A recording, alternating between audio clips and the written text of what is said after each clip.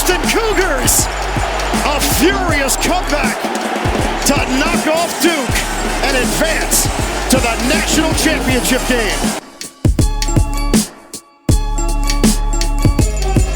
Here is Zion Chris, big hole, open sesame. Zion Chris, wow, the 72-yard house call.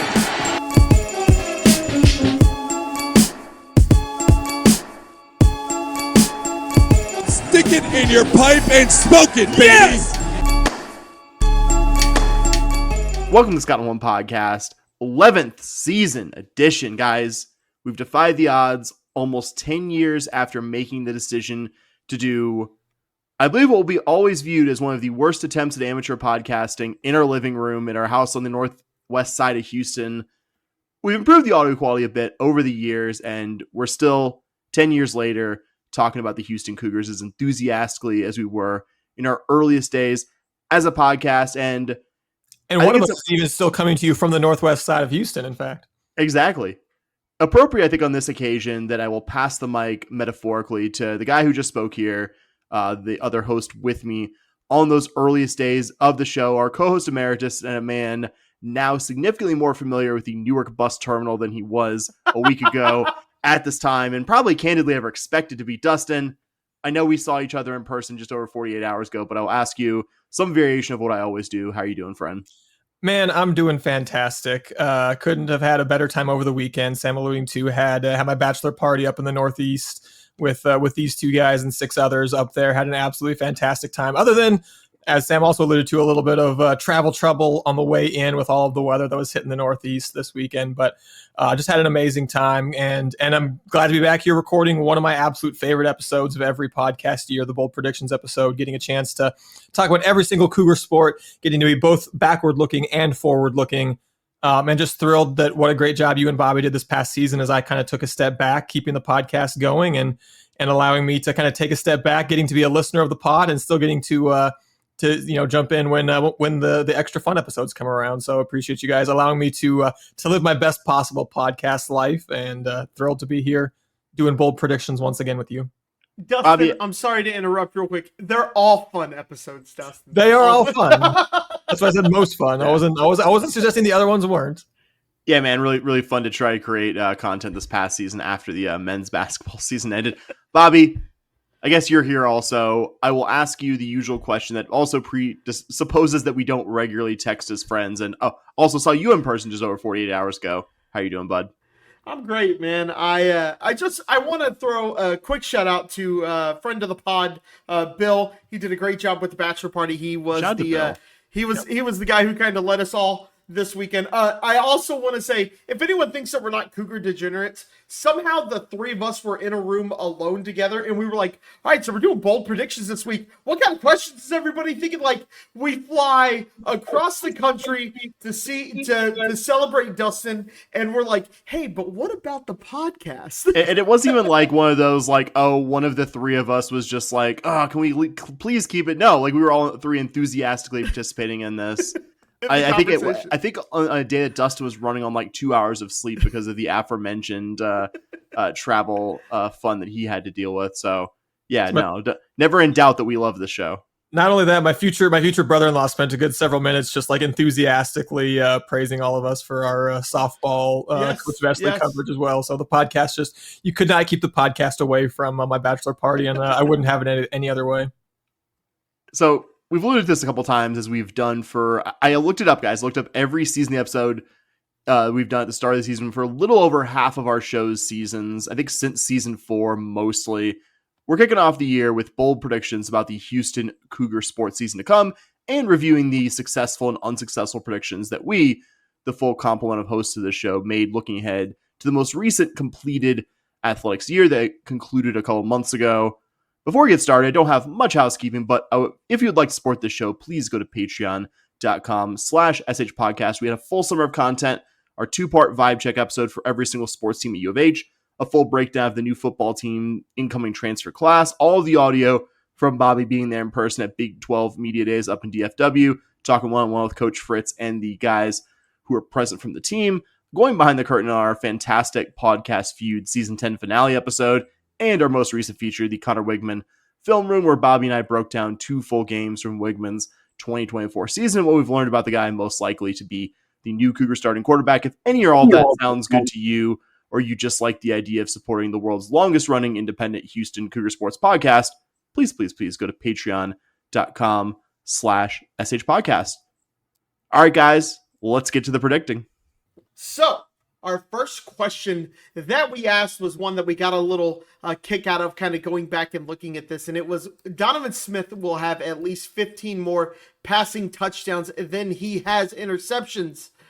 Guys, that one really was kind of not a very great question looking back on it here. Sam and I were actually correct in that one when we said that was false, but I have to... I feel like I shouldn't get full credit for that because I said it was going to be false because he was going to run for more touchdowns than we probably expected. So Sam and I answered false there. We get the point. Dustin answered true. He was incorrect. And just for those who were curious, it was 4 touchdowns to 8 interceptions. Not even really close there. And then I'm glad I got my worst prediction out of the way right out the gates here. Thanks for leading with that one. It's all uphill or downhill, whichever one is good from here for me. So thank you for leading with that one. No problem, buddy. And then the next question we asked was, Houston will win at least 3 Big 12 games. Dustin answered true. Sam and I answered false on that one. And the Cougs actually hit that one and went 3-6. So let's start 2025 with a question that is a lot like that one. And the over-under this year is at 5.5 wins for this Houston Cougar program. It's not just Big 12 games. That is overall. Sam, what do you think? My pick was over. I would have had a tougher time if the number was set right at 6 because I'm very on the fence of whether or not U of H can find 7 or 8 wins in the coming season schedule versus just finding enough to scrape bowl eligibility at 6. But even with the high likelihood of some defensive regression, I don't believe I'm being a Pollyanna and saying that this offense will be one of the most improved in the entire country. We'll get to that more in a subsequent question, I believe. But I think a good chunk of that improvement will come from a result of just not being catastrophically bad at doing anything on offense like you were a season ago. Kind of a nowhere to go up situation. I don't think you need to be overly optimistic to see a U of H team with a better offense finding 2 more wins overall. And frankly, if you look around at the various people doing preseason Big 12 previews and projections, U of H being a 6-6 team isn't really an outlier. Basically, everyone has U of H at or around that line, and I share that opinion. So I had the over there. Dustin, what'd you pick? Yeah, I also said over. And actually, it's funny that you said that you were glad the line was right there because the first thing I have in my notes is hot take. If the over-under was 6.5, I'm still taking the over on this one. I see this as a 7 to 8 win team this year. I'm buying Fritz saying that the O-line is night and day from last year. That's a strong statement from someone that I don't think seems like a bullshitter. I'm buying, Wigman being a big upgrade at quarterback just because, how could he not be? SP Plus has Houston number 20 in the country after spring in terms of returning production, top 40 on both sides of the ball. I think that plus some smart transfers puts Willie Fritz in a really strong position to start doing that turning programs around thing that he's pretty well known for. SP Plus has Houston 59 overall in terms of team rankings. 5 of their 12 games are against teams currently ranked between 52 and 61. Colorado, Oklahoma State, Arizona, West Virginia, UCF. 3 of those are at home. So I think that's 5 kind of toss-ups. You get 3 of them at home. I think SFA, Rice, and Oregon State are all going to be various levels of easy wins. Oregon State maybe a little trickier because that one's on the road. I'd feel a little bit better if they were at home, but Oregon State looks like they're going to have some trouble on the lines. I think Houston can win that one. And you got the 4 games that you're kind of pretty definitively underdogs against, at least as the SP Plus stands now. Texas Tech, Arizona State, TCU, Baylor, all between 22 and 35 in SP Plus. I think Houston's going to win one of those because either they're going to pull an upset or one of those teams just isn't going to be as good as projected. They did it with K-State last year, even in a down year, got a win over like a top 25-ish team. So I feel confident Houston will win one of those 4 games. So if you go 3-0 against the teams you're supposed to beat, you go 1-3 against the teams you're not supposed to beat. All you have to do is go 2-3 against the 5 that are projected to be kind of right in your neighborhood, and all of a sudden you're at bowl eligibility. I think Houston, with 3 of those at home, wins 3 to 4 of those games. So that's where my 7 to 8 wins. Maybe I'm being a Pollyanna, overly optimistic, but crazier things have certainly happened than Willie Fritz orchestrates big 1-year turnaround with a high amount of returning production. That is in fact a thing that's happened a bunch of times. So that is why I'm feeling pretty good, and I'm comfortably taking the over here. Yeah, and I gotta say I'm gonna take the over there as well. For me, it's really a schedule matchup kind of thing here. To your point, Dustin, you get a lot of these toss-up games at home. I think this team very well could start 4-0, even 5-1. And if you're 5-1, you're starting to look at things going, we need one more to catch that. And if you're 5-1, that means you are getting Arizona at home, West Virginia at home. You travel to UCF. I think I'd feel a lot better about that if we were having UCF at home. You go on the road to Baylor. Who knows what? A lot of people are projecting Baylor's going to, contend for the conference this year, and I can definitely see it. But I think, again, you could start 4-1, 5-1, and from there, to your point, Dustin, you just got to pick off a couple there. So I went over here, and I think, to your point, Dustin, if it was 6.5, I think that would be a little bit tougher, but I still think I might go over there as well. I will just note, I'm not saying I wouldn't have picked the over 5.5. I just would have thought about it a bit more than I did for this one, which was a pretty easy hammer the over for me. Our second football question, another team stat question, over under the Houston Cougar offense averaging at least 25 points per game in the coming season. I went over, one of the highest confidence picks I made here. If I had to put a number on it, I believe U of H will be somewhere between 26.5 and 28 points per game when it's all said and done for the coming season. Not back to vintage U of H offenses of the past kind of numbers here, but much improved. There are limits to what I believe U of H can do offensively with the personnel on hand and what new OC Slade Nagel can get there. Limits that are probably lower than this fan base's fever dreams and historic high expectations for the offense, but I think this will be a much improved group, one of the most improved in the country, and this was an easy over for me. Dustin, what'd you pick? Yeah, I took the over as well. Some behind the scenes here. We discussed putting this number at 21 instead of 25. And 21 would already be a 50% improvement, a full touchdown improvement over last year. And I am annoyed at Sam, parentheses complimentary, for standing his ground and putting it at 25, because 21 would have been too easy of a question. The SP Plus projections kind of have you believe Houston's going to be right in the neighborhood of maybe 24, 25 points a game if I'm parsing them correctly. But, I just said in the last question, I think Houston's going to be surprisingly good overall. And fun fact, this is what because I was thinking about this for a while. I thought maybe the defense will kind of hold on and the offense won't be quite as good, but will still do well. What put me into being a comfortable over on this? After SFA and Rice, Houston plays 10 consecutive teams who SP Plus says will have a better offense than they have a defense. The list of top 50 SP Plus defenses on Houston's schedule this year is Arizona State, TCU, and end of list. Arizona State 27, TCU 38, nobody else in the top 50. TCU, notably a team H ran through last year, one of the few times the offense looked good. Mm-hmm. Yes, even some of those high-ranking teams like Tech and Baylor, very much there on kind of expecting to be good on offense and kind of covering up for a mediocre defense. So against this schedule, like I said, I'm buying the O-line improvement. I'm buying Connor Wegman, so definitely have to land on over 25 points per game. How about you, Bobby? Yeah, for me, I'm taking the over here. I think if we expect this team to win and go to a bowl game and go over 5.5 or 6.5, I think they have no choice but to go to 25. I think, to your point, Dustin, that 21, buddy. We'll blame the lack of sleep.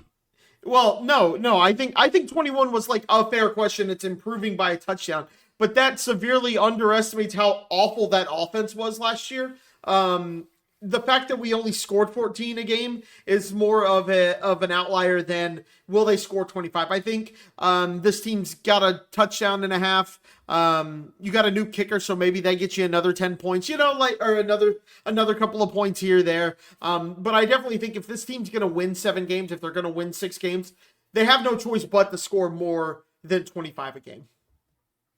All right, so everyone agreeing on the first 2 questions. Hopefully we can mix it up and get a little bit of disagreement here on our third football question. It would be incredible if we all agreed on this one without giving it away. Yeah, first time ever. I think we're doing 3 questions for a single sport. Our third question here: which player will be Houston's leading tackler this year?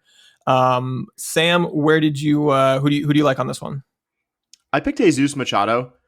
My finalists actually ended up being the 2 former Tulane linebackers who have some degree differing between them of injury history. And my tiebreaker ended up being the fact that Jesus Machado has had slightly less of that recent injury history than the other guy I had in the spot, Corey Platt. Worth a reminder for fans listening, Machado was Tulane's leading tackler on a really good Tulane defense in Fritz's last year there, the 2023 season. It was an all-conference selection that year. Also played a bunch on the 2022 team that went and won the Cotton Bowl. Had a season high in their AAC championship win over UCF that same season. There's some risk to the pick there with Machado just missing the most recent season due to injury. You can make a good case for guys like Corey Platt and Carmichael Glass and Sione Fotu at linebacker. We haven't seen it too deep yet. There's some guesswork beyond a few pretty well-entrenched guys. Maybe I'm not even considering a safety here as well, but feeling reasonably confident with my pick of Machado. Dustin, who'd you pick here? Yeah, I actually went with Machado also. I kind of was the same way. I think you have to be thinking linebacker for this category. And kind of like you mentioned, I got a chuckle looking at this, that, yeah, 2 of the top guys I was thinking about last played football in 2023 for Tulane. A little bit funny with Platt and Machado there, although Platt was 1 game in 2023 with Tulane. It was a hell of a game, but it was 1 game. 15 tackles, but it was 1 game. And the other one you mentioned, Carmichael Glass, he had 75 tackles for Louisiana Lafayette last year. That was the other guy I thought about. And honestly, just because of Platt and Machado's injury history, I kind of had penciled in Carmichael Glass. And then I saw some note that he was dealing with injuries in the spring and was limited. And I was like, oh, crap. Okay. Maybe not the long-term major injuries, but maybe the more recent injuries. So I went back to the 2 former greenies that we had there, and kind of same with you. I don't like Machado coming off of a knee injury, but I think I like it better than Corey Platt Jr. coming off of 2 Achilles injuries. That scares me even a little bit more. So I was also Jesus Machado here. How about you, Bobby? No, I'm just kidding. We didn't all agree. I went with Corey Platt. You guys laid out a lot of the reasons why you would want to go with Corey Platt. I don't have a ton of rationale behind this, I think y'all make great points with the injury. But he's a good linebacker, and linebackers get lots of tackles. So I know that sounds very easy to think and easy to weigh, but sometimes, the old KISS method wins there. It's either Platt or Machado, and I just decided to go with Platt. It's the riskier pick. But it was the one I kind of wanted to make, but I couldn't pick anyone but Machado either. Yeah, and I have no problem being wrong very often. So yeah, I mean, like I said, you see Platt the last time he played football had that huge game, 15 tackles. If he in 3 quarters, he got hurt at the beginning of the 4th quarter. That's insane. If he is in fact healthy, I think he has a great chance. And honestly, if I could pick who ends up being the winner, I think I would pick Corey Platt, because that means he probably was healthy and had a great year. Whereas I think Machado is maybe a little more predictably going to be steady as opposed to having a big breakout season, perhaps. All right, so we went 3 football questions this year, and it is time to move on to soccer. And the question last year was U of H will win at least 3 Big 12 matches. Sam and I agree that was going to happen. Dustin said it was not. And once again, Dustin gets the point there. So this year, round of applause to Dustin there. You couldn't see what he did, but he was giving himself all the credit there. But I was just excited when it comes to guessing whether or not a team that plays a sport that can be called football is going to win 3 conference games. I was unstoppable. So this year, the question is, will soccer finish above last place in the Big 12 season standings? Sam, what you got? I said yes on this one, even having been burned last year by making the optimistic prediction. And guys, I didn't realize this until I did the research for this question. I just kind of mentally assumed we were last place a year ago because we have 1-1. Nope.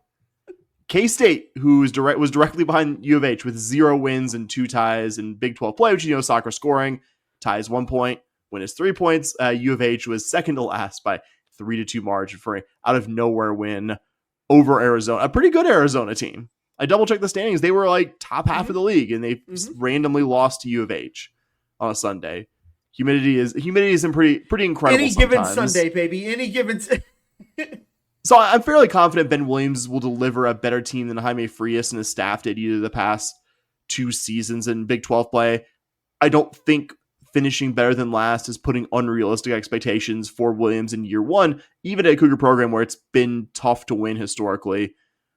This isn't going to be a turnaround as dramatic as the one Williams had last year at SFA, where he took that program to the NCAA as the largest season-over-season win improvement in all of Division I women's soccer. We actually just today, the Big 12 preseason poll came out. The Cougs were predicted to finish 15th out of 16. I don't think an unfair prediction based on recent results. But I just looked at the schedule. There are winnable matches against K-State, Iowa State, Cincy, and maybe even an upset a la the Arizona match last year with one of the 3 of Baylor, Utah, or West Virginia. I don't think UVH is going to win all 3 of these games, and there are some Big 12 matches on the schedule. Trying to be consistent games versus matches, where I don't think the Cougars are going to win, but I'm confident this team with this new staff will be better than last place, and I think even better than the predicted 15th. Dustin, what do you think here?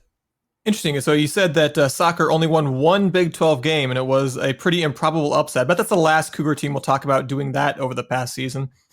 No, I also said yes. The Houston's going to avoid last place. I like the Ben Williams hire. Did an insta mega turnaround at his last job, Stephen F. Austin, and he doesn't have to entirely replicate that again to keep Houston out of the cellar. Because, like you said, Sam, despite going 1-10, that was not last place. So technically, doesn't even have to improve the team finish here. Like the transfers he's brought in, Ava Shannon and Ella Morgan come with Williams from SFA, where they were Southland Conference midfielder and defender of the year, respectively. Also in midfield, Jaden Humbird brings a ton of experience from LSU, brought in a couple defenders from TCU and Ellie Harrington and Blake Hodgson. Neither was a starter, but both got 10 appearances as freshmen last year for the Big 12 champs. I like what that says about their potential career trajectory. So when we discussed soccer not avoiding last place, that sounded like a reasonable question. Honestly, that's the one question that as I was going through it, I go, we should have picked a better, more ambitious question for them. I think they're going to comfortably avoid last place. Like you, I think they'll avoid even the bottom 2 or 3. But just we'll say, from a superficial perspective, like the team was 1-10. Like you think when you when we were sketching this out, like, yeah, that's not asking too much. As we will see in at least one case later, we're maybe a little ambitious with at least one sports picks last year. Sorry, Bobby, I was stepping on your toes there. No. I also said they will finish over DFL. Like you, Sam, I went to the standings and I was like, wait, they weren't? All right, cool. So I love the hire. I love the Ben Williams hire. I think they'll have a couple of wins more than they had last year. He brought over, to Dustin's point, a couple of good players from that mega ultra quick turnaround that he did at SFA. You don't necessarily want to say you have to replicate that here, but you bring a couple of people, you can change the culture kind of quick. That's one of the things that you notice with the transfer portal. A lot of people want to talk about the transfer portal in football. You look at Indiana last year with bringing over a lot of that James Madison football team with them, and they had that quick kind of turnaround. You can instill your culture pretty quick. I think we're seeing that with Ben Williams here at U of H. Do I necessarily think they're going to finish second or third in the conference right away? No, but I think DFL is probably is not where they should be. They should finish a couple of spots ahead of DFL this year. I thought about this just now, and I'll just say this last thought, and we will transition to our next question. I think it's really significant that a decent chunk of his SFA staff and a couple key players followed him here. You don't have to have that be the case. Diego Bocanegra, I think, is as successful as a U of H soccer coach has ever been in this program's history. And he didn't come here and take a bunch of his former, Notre Dame coworkers, that was his last job for U of H, with him. He came, brought in outside people who ended up being, a good fit, and I think achieved about the max of what you could have achieved at U of H at that time. I think it's notable that the people who worked with Ben Williams at SFA really, believe in the guy and believe in the project enough to follow him here. Does that make you Big 12 champions or have, an SFA level turnaround in year one here? No, I think there's some stuff working against that, but it's only, the more I think about it, the more I feel affirmed in my positive prediction here. I promise you, listening, Dustin, Bobby, and I will not pick everything in the affirmative for the rest. I guess one of you could. I have not looked at your notes, but I don't think that'll be the case. And we'll go to Cougar Volleyball. Our question for this year, because my first time doing this, we will look at last year's question. We asked ourselves, will U of H win a match in the NCAA tournament? Dustin, very much correct here, but because the team missed the tournament, though I'm sure not eager to be correct in that specific way. Bobby and I were wrong in that one. Got a little ambitious there, although that wasn't what I was referring to earlier when I said went the opposite direction there. Kind of ran it back, although the question's a bit different for this year. We asked, will U of H return to the NCAA tournament after missing it in the most recent season? Said it a second ago, we're not going to pick everything in the affirmative here, guys. I picked no here, and it pains me not to say yes. And there probably isn't a pick I'm going to make here in the negative tonight, and there are multiple that I hope breaks against me. But I will say I do think this will be better than last year's team. I do think this will be better than the one you saw miss the tournament a year ago. You have a number of key first-year players in the program, who are back, and I think will be better for it, better for the lumps they took as first year in the program, or at least in one of these athletes' case, first year as a starter seasons. You have Lily Barron, Addison Pohl, Avery Shemitis, and Barakat Rahman. And I think the really critical return of Kellen Morin, really good at the net. I think we saw how much she was missed in the most recently completed season. I like what the staff has done in the portal. Like, they've been pretty good at getting transfers historically. Alyssa Gonzalez, Brenya Reed, and Haley Schroeder are all good candidates to make instant impact. Schroeder was able to play a ton in her first two college seasons in what's a really tough volleyball conference, and Reed and Gonzalez were both standouts at slightly lower level conference programs. Where I guess me picking in the negative here, I think really stems from is the questions you have at setter and libero. U of H graduated, foundational players in Annie Cook and Kate Georgias, those positions. At libero, I'll let you touch on it more, Dustin. I would guess Elena Torres Rivera, who's been Georgias' backup and a rotation player, will start the season, but I don't know if she'll finish it. Goes out saying also Georgias is a very tough act to follow at libero, but I think it's good for Rivera that Georgiadis is, she's getting mentored by her, and Georgiadis will actually still be on the U of H staff as a grad assistant. You're bringing an interesting grad transfer at setter in Lottie Scully, who in her first three college seasons was either a first or second team all-conference selection at Binghamton, and in the most recent completed season was first team all-conference and setter of the year. I have no issue with who U of H has the position long-term. I just think replacing Georgiadis and Cook makes it a tougher lift for me to believe this team will be back in the tournament, though. Obviously, very much hope I'm wrong. Dustin, what do you think here? Yeah, this is one of the questions I spent the most time debating with myself. I went from no to yes. Unfortunately, back to no is where I ended up on this one. I think my initial no argument was kind of what you said. You lose Georgiadis and Annie Cook, 2 4-year program stalwarts. You also lose your other co-starting setter in Rebecca Racassin. You lose your top 2 outside hitters in Angela Grieve and Katie Corelli. That's 3 of the 4 positions in the sport of volleyball where you have some big shoes to fill. I switched back to yes, however, when I realized there really isn't a position I don't like for Houston heading into this year. Love getting Kellen Morin back at middle blocker after missing last year with injury. Like some of the additions at outside hitter that you mentioned, Brenya Reed, who was first team all Sunbelt, Hallie Schroeder, who was Boston College's leading outside hitter in kills, Tara Greenberry, who was ranked by at least one publication as a top 50 recruit coming in at the outside hitter position as well.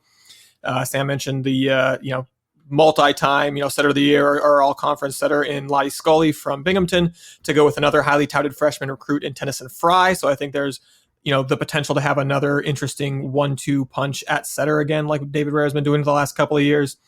And then you mentioned Alana Torres Rivera at libero, who's kind of been Georgiadis' understudy, but then the other option there is freshman Jillian Pitts, who appears to have been one of the top high school liberos in the country last year. One recruiting service named her a 5-star, another named her a second-team All-American, another named her a third-team All-American. So just lots and lots of really impressive accolades for Pitts at libero there.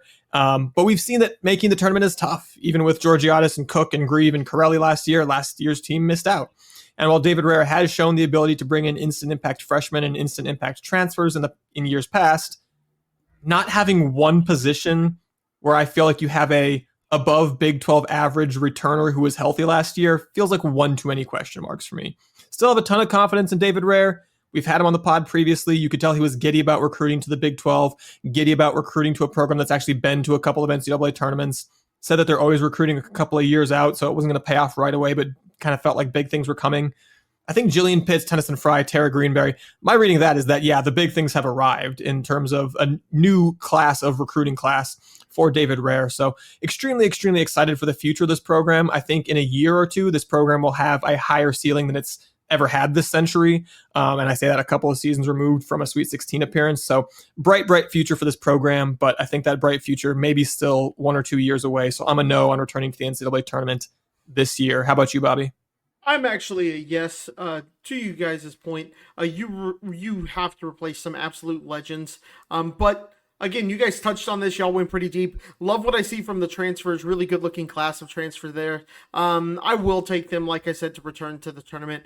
I think somebody who was briefly mentioned by Sam, but somebody who the couple of matches I went to last year in person really impressed me was Bearcat Ramon, and I thought she was quite impressive at the games that I saw her. Look for her to kind of take a step forward this year and really become a person that a player that the staff really leans on this year.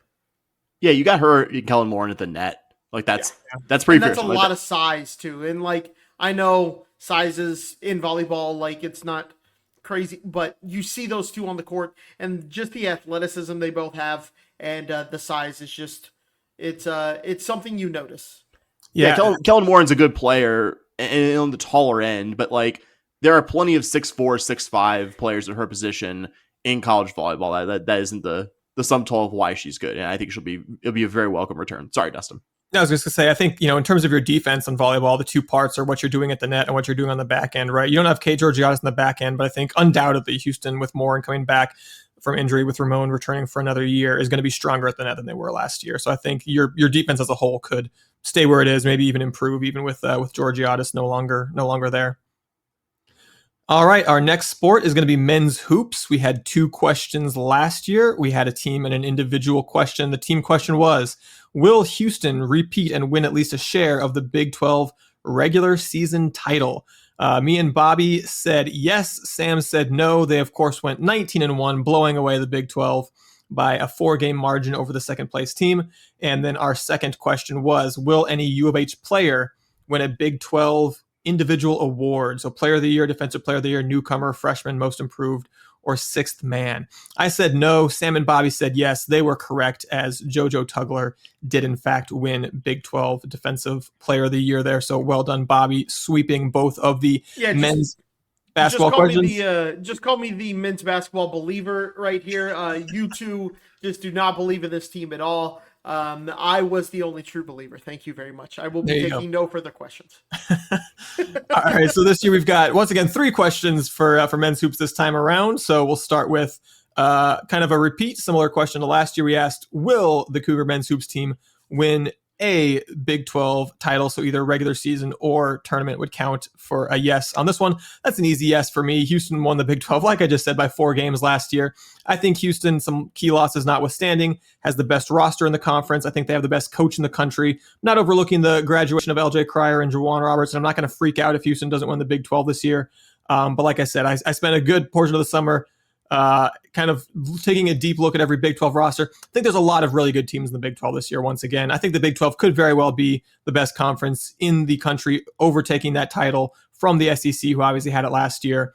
But I don't see how you have anyone but Houston as your favorite here. So I'm a emphatic yes on this one. What do you think, Bobby?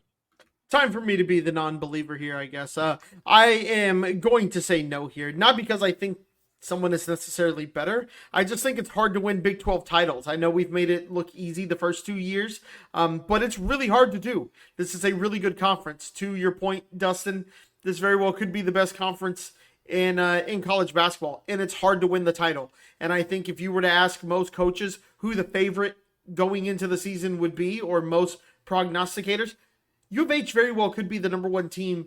AP poll, preseason poll, coaches preseason poll, like they very well could be the number 1 team in the country. But I would also say Kansas was that last year. It's hard to win Big 12 titles. U of H has done it twice. It's hard. It's even harder to three-peat winning it once. I think just playing the odds here, I would say no. I hope and pray that I'm wrong, and I hope we go 19-0 this year. I almost said 20. 18. Try 18. Go down one more. Dang it. No, I hope we go 18-0, and sweep, but I'm also a little bit of a realist and understand how hard it is to win Big 12 titles. Are we good? Of course. Like I said, probably preseason number 1. Are we going to be the favorite? Most likely, but it's not easy. That's why I said no. It's really hard to do. Sam, where'd you go here? I was gonna say, considering I was the lone person who went negative last year, and last season ended up being the incredible season it was, I would say it's good news that I am picking no here. This is probably the most controversial pick. Don't mistake this as me being negative on U of H men's basketball's prospects. I think this is a really good team. I would be floored if this team has a number smaller than 2 or 3 next to it when come Selection Sunday in 7 months or so from now. This is a team absolutely capable of winning the Big 12, certainly of being among the very best of the sport. I think we, and Bobby kind of said this a moment ago, are all underselling the challenge of, repeating the Big 12 like we have the previous 2 seasons, and also replacing the core guys who have graduated off of these 2 teams that have won Big 12 titles. You no longer have Jamal Shed, which you didn't last year, but just adding him to the list. You no longer have Jalen Roberts. You no longer have LJ Cryer, the best pure shooter Samson's had here by his last season. Those are big losses. And that's not even the sum total of key guys from last year's team. I think Javier Francis and Malik Wilson, as time goes on, will realize how unbelievably good those guys were in the role they were asked to play. This team is going to feature more freshmen in key roles than it probably ever has under Kelvin Sampson. Mind you, these freshmen are varying degrees of projected future lottery picks or pro players, especially the lottery picks in the case of Isaiah Harwell and Chris Senek Jr. I have zero doubt these guys will all come good eventually, however long they are Houston Cougars. These past 2 seasons, guys, the freshman contributions we've seen were 2 years ago, JoJo Tugler's a bench guy, promising bench guy, but bench guy, and Mercy Miller cameo appearances last year. And you're going to be asking probably 3 guys to have a rotation role or starting role this season. All of that said, me making the negative case, I still wouldn't want to be a team that has to face the Houston Cougars come March. I think that freshman volatility will just show up at times earlier in the season. You'll see maybe 1 or 2 losses that you wouldn't have seen the last year or year before Houston Cougar team take. But I think come March, this will still be as much of a national title contender as they're projected to now. I just think the earlier parts of the Big 12 schedule might not be as kind. That's kind of undergirding my no pick there. I'm a little stunned. I mean, and the only counterpoint I'll say, though, I mean, you all raised good points. I'm not going to say that, like, oh, yeah, it's just our birthright to win the Big 12 every year. I'm wrong. Or anything like that. These freshmen that we have coming in are not on the same recruiting level as the guys we've had coming in the last year. They're on the same recruiting level as Jarris Walker, who was a very good player for a very good team. So I will throw that out there. Yeah, I think there's a level of, but I'm just trying to remember off the top of my head. Jarris Walker came in, he was very productive. He was a very good player on a very good team, to your point. Yep, started every game. Yeah, but I just don't know if he started off as quick as we might remember. I remember I was in person there in Eugene, Oregon, and he was the best player on the court that night. Yeah, that's fair. Like, that's fair. Like he was, I'm just trying to he wasn't remember, perfect. Like off I top of my head, you know. Yeah. But I think men's basketball. I do think that this is a different level of, Mercy Miller and guys like that. I think that is a true statement that you made there, Dustin. I'm just thinking this could be a 15-3 in Big 12 play team that loses by a game to, I don't know, like 16-2. Yeah. Pick your team that's projected to be in the top 3 or 4 at U of H. Like, this isn't me like negging Kelvin Sampson UH men's basketball. Yeah, like this isn't. I'm not projecting a real big drop off here. I'm just saying maybe a bit more volatility than the last 2 seasons of Cougar basketball. But again, a team I think still as capable in mid-March of, is cutting it down and winning the whole thing come early April. I don't think any non-Houston team is going 16-2 or even 15-3 in the Big 12 this year. BYU, Kansas, Iowa State, you got a lot of good teams. I don't think anyone's winning that many. If we go 15-3, I think we'll win it again. But we shall see. That's why we're making these fun predictions and then seeing how they go.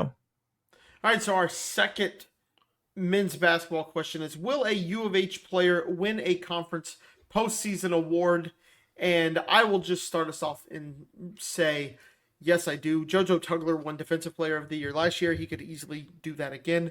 I would also be surprised if one of our incoming freshmen did not win Freshman of the Year, Newcomer of the Year, something like that. So I am a yes. Again, JoJo Tugler won Defensive Player of the Year last year. I don't see how he's not the favorite to arguably win Defensive Player of the Year in the entire country, let alone the Big 12. Sam? It's funny, just got done making the negative case, such as it is, for an incredibly good team like this one. I was an easy yes here as well. I think Chris Senak Jr., you'd have to imagine, will be, I think, one of the favorites to be league newcomer of the year. Isaiah Harwell probably in the larger list too. And you have returners like JoJo Tugler, Emmanuel Sharp, and Miles Uzan, all being good candidates for the various conference postseason awards. U of H should be well represented on the award list and all conference lists when it's all said and done. So easy yes for me. Dustin, what say you? I'm a yes on this one as well, most notably for the same reason. JoJo Tugler returns as the reigning Defensive Player of the Year in the Big 12. I actually am not banking too much on Freshman of the Year just because the consensus top two picks in next year's draft seem to be Darren Peterson and AJ DeBanza of Kansas and BYU in some order. Those seem like probably the two favorites for Big 12 Freshman of the Year. But I think Senak could certainly play his way into that conversation, as it seems like he'll be a full-time starter for U of H most likely. I think Mercy Miller is going to have going to be a great candidate for most improved. I see him making a big jump this year.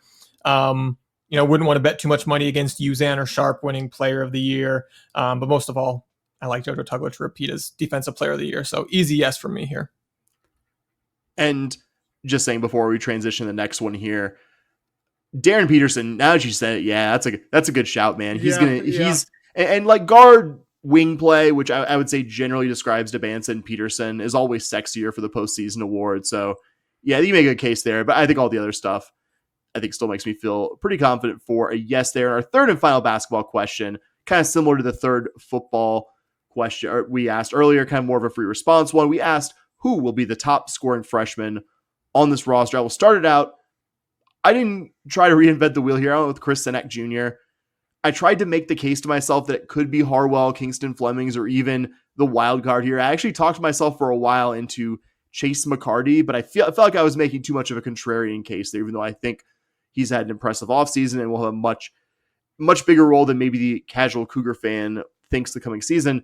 But I kept landing on Senak mainly because even though I expect that trio of guys coming in as true freshmen and McCarty, your redshirt freshman, to be consistent contributors, Senak won't have nearly as many other guys taking away possible scoring opportunities from him. Yes, he's going to be playing along an absolute stud in JoJo Tugler in the front court, but even with what we expect will be an expanded role offensively, we're not expecting JoJo to be averaging 16, 17 points a game or something like that the coming season. I think that would portend well for the year if he is, and we've had that level of improvement. I'd be very excited to see that. Don't think that's what we're going to be seeing. If I had to put a number on it, I think Senak will be somewhere around 11 to 12 points per game. Harwell just behind that, and Flemings and McCarty kind of in the high to mid single digits in terms of their scoring averages for the coming year. Dustin, who'd you pick? Man, after you guys were kind of forgetting a freshman, I forgot a freshman because I was not thinking about Chase McCarty being a redshirt freshman next year. So good call out there for him being in contention. I was really just thinking about, and we can't forget Bryce Jackson, although I don't think he's probably going to be in this conversation here. But yeah, in terms of the big three incoming freshmen, I thought about this for a while. I really thought I was going to land on Isaiah Harwell just because I think as a winger, he's maybe, you mentioned it, kind of the wings tend to get the more scoring options, maybe a little bit sexier with the number of the point total and everything.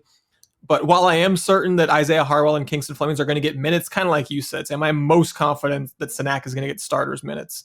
If anything, maybe playing a little bit more than those other two guys. I mentioned Jarris Walker a minute ago. Jarris Walker scored 11.2 points per game as a freshman, uber talented forward coming in. With Uzan and Sharp being the top scoring guards. If Senak scores 11 a game, I think just based on the number of chances that are going to be available for Harwell and Flemings, that I think maybe Senak ends up winning this one. So I went with Chris Senak Jr. as well. How about you, Bobby? Yeah, I actually went with Isaiah Harwell here. Isaiah Harwell, a guard, they just have the ball in their hands a little bit more. I think the playing time concerns, right, air quotes around concerns, when it comes to this question, I think are very fair, and I think they make sense. As you guys are pleading the case, I'm like, yeah, I could see that. But also, Isaiah Harwell's a guard. He's a really good guard, and I think he'll have the ball more than we might anticipate this year. Also, you're playing more minutes as a guard. Freshman big man, not willing this into existence, but might be some there might be some games where foul trouble's an issue. I don't think I'm saying anything super groundbreaking by saying that. Yep. So we are moving on to women's hoops. And last year's question was UH will finish at least one game ahead of at least 3 teams in the Big 12 standings. Now, Dustin said true on that. Sam and I said false, which means Sam and I get the points. They finished dead last at 1-17. And this year, the question was, will women's basketball have over or under 3.5 Big 12 match wins? I went with over. Yes, last year was bad. I'm not going to sit here and deny that it was good or try to say anything even remotely close to that. But you kind of look at the transfers, and again, just like with volleyball, it's quite impressive. You bring in TK Pitts, Brianna Pegwars, and overall just a really good. You're getting a completely different team from the one that went 1-17 last year. With the transfers, you are able to change the culture quickly. It used to take quite a bit of time, but they definitely happen faster now. You're getting, like I said, a completely different team. It's kind of a wild card. I think this women's basketball team is very much a wild card, but I think some of the transfers look pretty good. So, Sam, what did you say, bud? I went under here. No one listening, take this as me making any kind of negative endorsement of your new head coach, Matthew Mitchell, and his staff. I'm 100% as high on the hire as I was at the time it became official for public consumption. This is just about keeping my expectations in a realistic place for a really difficult rebuild. A job that we basically knew before last season and finish was going to be a very tough turnaround, whoever was going to succeed Ron Huey in the job. The most recent team barely had enough healthy players to field a starting 5, and the last staff roster built like a staff that knew they were on beyond borrowed time. I actually think Mitchell did a good job convincing Kiera Merchant and Kateri Poole to stick around. Like Bobby said, you can build a culture a little quicker with transfers. Having transfers like also means older players and raising your floor a bit.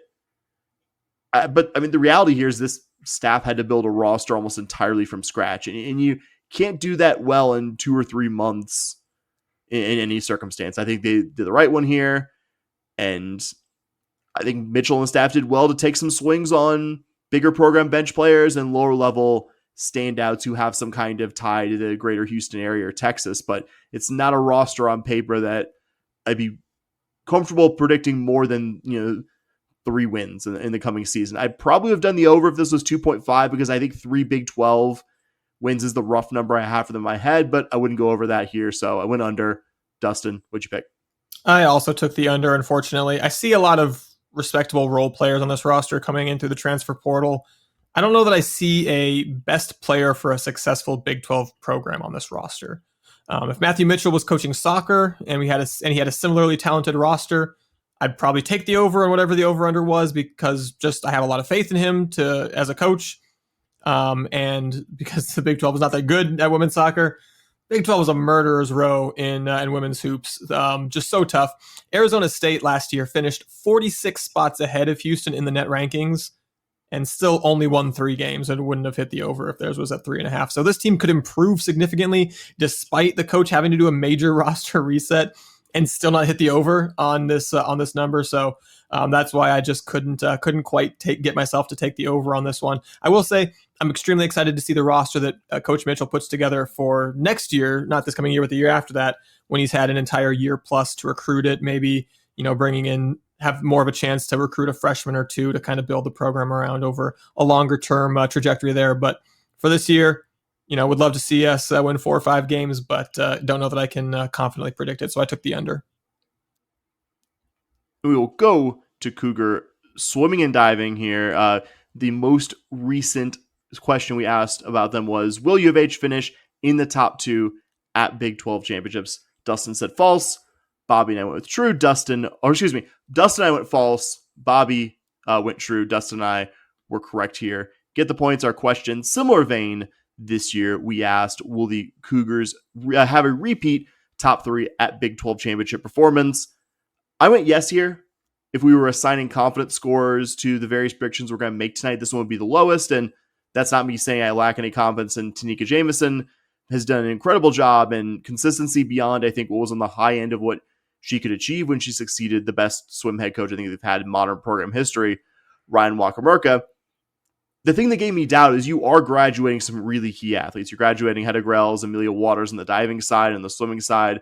Adelaide Muter, Abby Alvarez, and Alondra Ortiz are all graduated. Those aren't small losses. Probably the most impactful senior class that Jameson has had now in 4+ years on the job. But you have a number of really critical returning contributors. Flo Peters, Sydney Nethercutt, Lottie Cullen, Norel Gendy, and Michelle McLeod, just I think to name some. And on a year in, year out basis, the staff has done a really good job finding first-year contributors, and none have been, I think, more impactful over those years than the most recent completed season and now rising sophomore Lottie Cullen. I think this pick is a slight gamble, but one I'm comfortable making now that we really have a track record of what this head coach and staff can do here. Dustin, where'd you pick? I was also a yes on this one. I got a shout out Henrietta Fongley as well for in terms of graduating seniors who are going to be. And she's in my notes too. I don't know why I skipped her. It's literally staring me in the face. Sorry. Yeah, no, all good. I was like, I bet Sam's going to be mad that he didn't. Henrietta Fongley, definitely one of the big ones. But despite all those talented seniors, I mean, when you look at the kind of the point scores for Houston this year, it was not a super senior heavy deal. It was a very, you got contributors in every class on this roster, which is really what you want to see for a long-term sustainable program. And, on top, so you do have some returning athletes that are going to do real well. You mentioned Lottie Cullen. And Tanika Jameson's tenure has also been marked by bringing in impact freshmen every year, like Lottie Cullen, and not suffering a ton of losses to the portal. So, it's a scary pick a little bit because Arizona and Arizona State are so strong in this conference that there's not much room for error to get a top 3 finish there. But the Cougs finished really just a hair behind the second place Wildcats at Big 12 championships and a good amount of distance between them and fourth place TCU this past year. So I think between that and Tanika Jameson just earning the benefit of the doubt, I was a semi-comfortable yes on this one. How about you, Bobby? I was a yes, and literally everything you guys said is what my notes were. You look at the scoring and the scoring back at the Big 12 championships. Like Dustin said, it wasn't super senior laden. You weren't just like, oh man, we're losing all of our point production. You actually got a lot of contributions from underclass women there. The Cougs also closer to second place. They lost second place by, I want to say, less than 100 points if I'm going off the top of my head. Yeah, there was us in Arizona were pretty close. Yeah. So I couldn't remember if it was Arizona State. My mind is going blank. It was a heck of a weekend, boys. And so you were up by like 350 on the fourth place team. I like the fact that you mix that you have that you go from a larger margin and you don't necessarily have that senior laden lineup. So you're closer to second and you were more in that top tier than you were a second tier below that. So I was a yes. You guys have talked me into being more confident in this pick. I'll just say that. All right, love it. Love some additional Cougar confidence. Moving right along. Next up, we got men's track and field. Last year, we had one question, and it was, will U of H have an athlete not named Louis Hinchliffe, who ironically didn't end up being on the team, so it didn't matter. It was an irrelevant part of the question. Will U of H have an athlete or a relay finish on the podium at an NCAA championship and or have a top 10 team finish at an NCAA team championship? A little bit of a convoluted question. We had an either or there. I said no, neither of those things would happen. Sam and Bobby both said yes. And they both got it at the absolute, at the nick of time, right at the last second there, as John Adesola finished third in the 110 hurdles at outdoor championships, giving U of H a podium finisher. So this year we have a couple of men's track and field questions. I'll go ahead and start with the first one, and that is, can a U of H athlete keep Houston's run of 100-meter dash conference titles alive? Is Houston was it? It's 9th or 10th in a row conference title in the 100 meters. I forget what the exact number was. 9 feels right. 9, I believe, this past season. So can they keep that going once again? I hate that I'm a no on this one. Caden Broadnax kind of came out of nowhere to win the Big 12 title. Transferred to USF in the offseason. The only other Coug to finish in the top 8 at outdoors was John Adasola, who graduates. I would love someone returning to make a big leap here, or a newcomer to come in and win the dang thing. And I certainly trust Coach Lewis to coach up the sprinters, but I'm just not ready to place quite that much blind bet against some, let's be honest, some really strong other sprinting programs in the Big 12. So I am a no on this one. How about you, Bobby? Yeah, I'm a no as well for all the reasons that you said. It's there's a lot of talent in this conference. You kind of won it when you didn't necessarily expect to win it this year. So I'm a no on this one. I would love to be proven wrong. I think almost more than any of my other predictions, this is one I want to get wrong, just because it's really fun winning the conference every year in the event. You can just see other schools are starting to get a little frustrated by it. You see your guy on top of the podium at generally the event that everyone calls, like the fastest person in the world, or the fastest man in the world at the Olympics, or, the fastest sprinter in the Big 12. It comes down to that. And, between that and the American Conference, they're not the American Athletic anymore. You just go out and just dominate the event, and it is fantastic. I picked yes here. I know, Caden Broadnack's leaving for USF works against my pick here. I cannot pick against Carl Lewis finding and coaching up high-level sprinters who are capable of keeping this long streak intact. I know this would be a more cut-and-dry pick if Broadnax was returning to the Cougar program, but I don't believe this streak, and in the broadest sense, U of H's consistent excellence in sprinting events, is something I can pick against. Even if right now this is more of a vibes-based pick than a lot of the ones I'm making here. I'm not sure exactly which candidates will be, the top guys to do it. I believe in Cougar track and field in this event, and I will gladly. And I know I just made the case against men's basketball like a little bit ago, the most successful program, but it just, as I made this, I just couldn't pick anything but yes here. In our second men's track and field question, we asked, will U of H have 2 top 10 finishes at NCAA outdoor events by men's field athletes, right? In championship events? Exactly. Two top 10 finishers at both champion. I'm having a panic moment. It's like 2 combined at the championships, correct? Yes. Okay. By a men's field athlete, but we did, I think, clarify it can be the same athlete in both championships or 2 different athletes, correct? Yes. But notably field, not track. So we're not notably field, not track. So not talking about the 100 meter, not talking about 60 if we're an indoor season, or the 200, the 400, et cetera, et cetera. Bobby, what was your pick here? I went with no, and I went with no just because the field events are not U of H's strength, and going to nationals and suddenly jumping up what feels like a pretty big jump for somebody just kind of felt like a no there. Sam? I really want to break out the league course, so not so fast, my friend, because I'm basing this pick largely on Andrea Mita and what he's done in his first 2 seasons in the Cougar program in the high jump.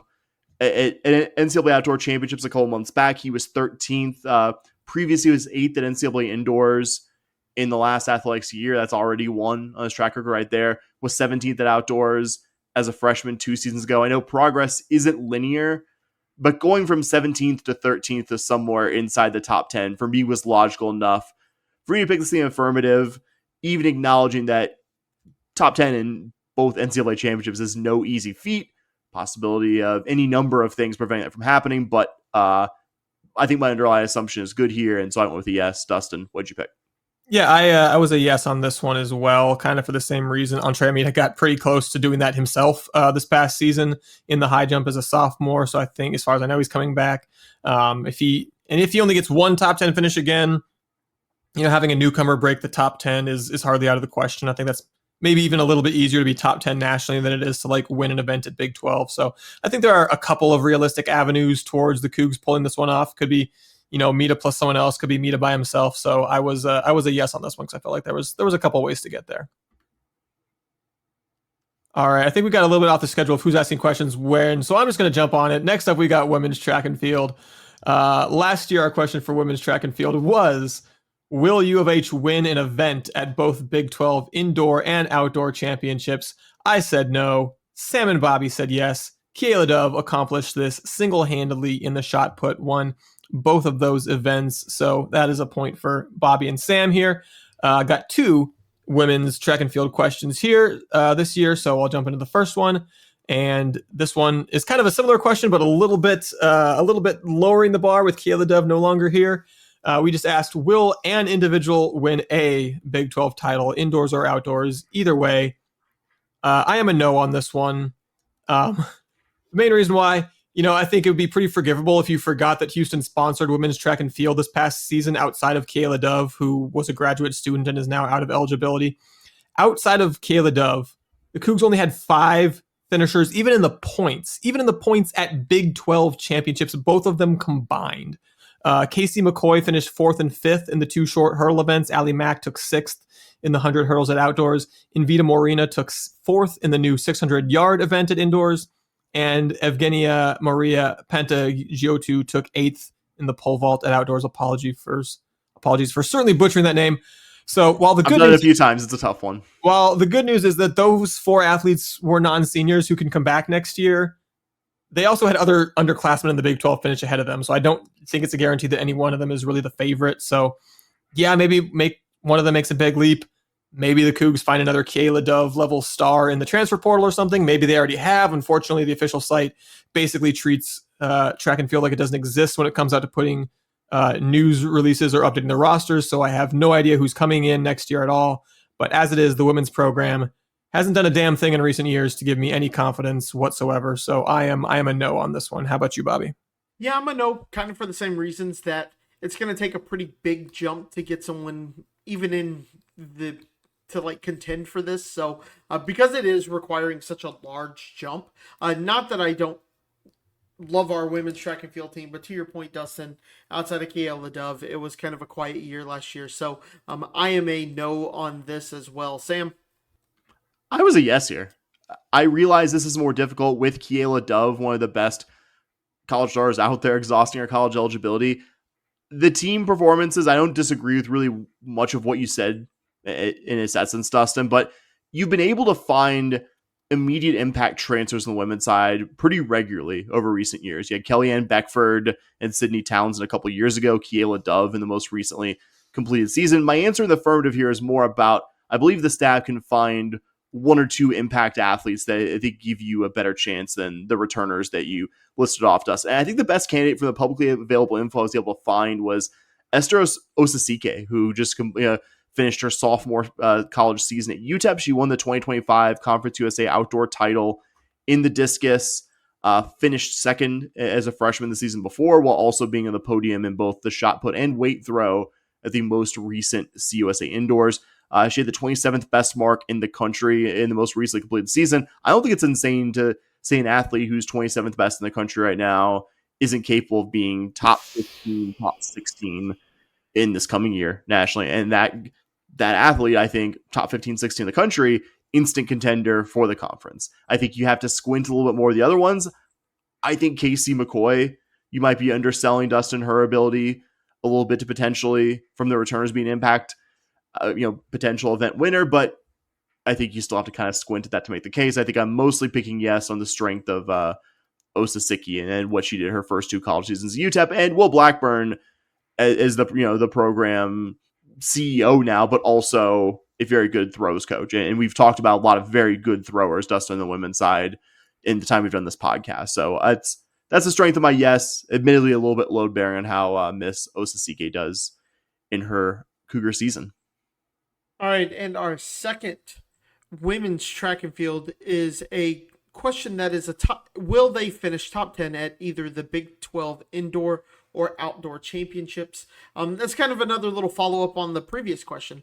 I do think they are going to do this, but I don't know if they're going to contend near the top. I think there's enough depth, just like the way depth in point scores, we're going to see a couple of jumps. I don't think anyone's going to contend for like a conference championship, but your low point scores are going to now score mid-level points, and you're hopefully going to get some of those ladies who didn't get points last year get the points this year. Sam? So you're picking the affirmative on this, yes? Yes, that is correct. Gotcha. They are going to do that. I said no here. In our last question, I took the optimistic case. I'm not as bullish on overall team success and team depth across a number of events that you would need to be in the top 10 at either of the championships this conference has in track and field. Hope I'm wrong, but I need to see that actually play out in a competitive season before I'm willing to make that logical leap and make the optimistic pick. Dustin, what'd you pick here? Yeah, I'm a no on this one for all the same reasons that I laid out with the last question. Honestly, I'm an even stronger no on this one than I was on the last one, given that, kind of like you said, maybe you find a star athlete. Last year, we certainly found a star athlete, but just an overall really just kind of sad lack of depth with the program. And now we don't have Kayla Dove.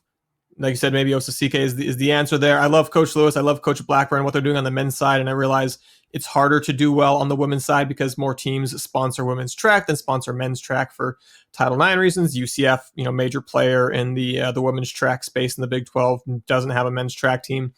But the women's team, let's be honest, has lagged behind the men's for a while now. They finished 14th in both Big 12 championships this past year. And like I said, losing the one person that was getting you most of the points that you did get there. So I have major questions about the women's track program. And basically, we'll probably not be picking them to do anything good until they show me something in the future. Our next question, go to the links to talk about Cougar women's golf. Last year, we asked, will U of H finish top 3 at Big 12 championships and or advance from regionals to NCAA championships? Dustin said false. Dustin and Bobby said true to this. I said false. They finished 7th and 10th, respectively, at the Big 12 championship, 7th and 10th at their NCAA regional. So I was the only right one there. They're not thrilled, obviously, to be picking against Cougar women's golf success. So this year we asked, will Cougar women's golf finally qualify for the NCAA championships as a team? I'm going to start this out here. I said yes. Not that the goal each of the previous couple seasons hasn't been to qualify for the NCAA championships and do the best you can at Big 12s, but I almost feel like when Lydia Laspria was in her first couple seasons in this job, that 25-26 was kind of the season she was targeting to really have just a veteran team capable of doing the max that U of H can expect its women's golf program to do. You have a number of athletes still in the program, from two recruiting classes 3-4 years ago, those ones together. You have Moa Svitian-Skjold, Natalie St. Germain, Maylin Kim, and Alexa Saldana. I think there's genuine competition for who's going to be in your tournament 5. You have Amelia Visto coming in from Mercer after being the 25 Southern Conference Freshman of the Year. You also have English nationals Ellen Yates and incoming freshman Sadie Abrams competing. U of H has had high-end golfers on the roster before, but I don't think your past standouts, Leonie Harm and Karen Fredgaard, had nearly as good and deep of a team supporting them at the various events in which they played. So that's why I'm willing to believe this is finally the year that the Cougs break through and get to the NCAAs as a team. Bobby, you're our golf guy, and I feel bad I even didn't just throw to you at the start on this because you very much lapped Dustin and I in knowledge there. Not that Dustin and I are doing our best, but what do you think? Yeah, I'm absolutely yes. I think I'll keep hammering the yes until they finally do it. It's the thing that makes me so positive is the depth of this team. Sam, you kind of mentioned it. We've been looking like, man, it seems like the freshmen and the sophomore are the best players on this team. The freshmen and sophomores are the best players on this team. And now you look at it and you go, oh, those freshmen and sophomores are now seniors and juniors. And this is where that recruiting pays off 3-4 years later. And so it's actually really exciting to see. I know you guys may not follow it obviously as closely as I do, but you look at the off season that Maylin Kim has had this summer. She's won multiple amateur events. She's currently playing in the U.S. Women's Amateur, which is incredible that she qualified for. Would assume based on the name, the premier event. It's the premier amateur event outside. I would say outside of the NCAAs. But those two, the people who have won the U.S. Amateur on the men's side are people like Tiger Woods, guys like that. You're looking at really good golfers win those tournaments and even qualify for those tournaments. It's incredibly competitive. But she's won multiple times. You've seen Moa go out and she's putting down events in the European Amateur. Like, the exposure the team's getting is greater this year than I've seen since I've really started following Cougar golf, and because they're good enough to qualify for that. This isn't meant to be like a shot at the other, past Cougar athletes, but there's a different level of golfer coming into this program, and you see by the tournaments that they're playing in, but also winning. And those are that's what leads me to believe that this team will finally get over that hill and qualify for the NCAAs out in Carlsbad. I think again is this year. Dustin, what'd you answer here? Cue the Michael Scott meme, because no question about it, I am ready to get hurt again. 2 years ago, the Cougs finished one stroke away from making nationals. Last year, our question was, among other things, will Houston make it? And I said yes. They didn't do it, but damn it, this is the damn year. I'm an emphatic yes on this one.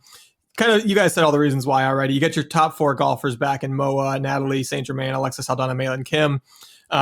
Top 3 of those, first 3 of those are all seniors this year, bringing a really exciting freshman from England and Sadie Adams, bringing Amelia Vaista from Mercer, where she was SoCon Freshman of the Year, like Sam mentioned. So 6 really good golfers, and you only need 5. This is the year. This is the team. The Cougs are going to nationals. Book it. The Believe poster is over the new locker room that they have at the Dave Williams Golf Center. So we're believing, baby. We're believing. We're slapping the Believe thing. Heck yeah.